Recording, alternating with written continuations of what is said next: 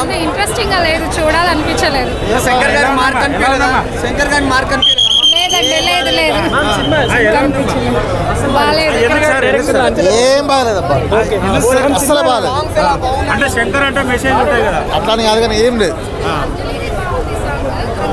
అంటే శంకర్ గారి డైరెక్షన్ లో అనిపించింది అంటే పాత సినిమాలు జెంటిల్ అలాగేం అనిపించలేదు. లేదు లేదు లేదు, టోటల్ ఎవరో డైరెక్షన్ సినిమా ఫ్లాప్ అంటారమ్మా? Flop flop.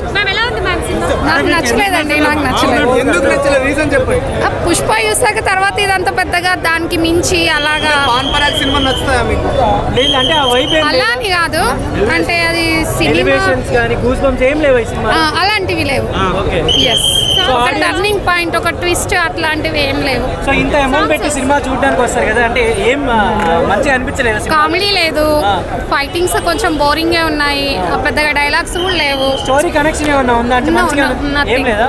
మరి ఎస్ఎస్ దగ్గర ఎలా చేశారు?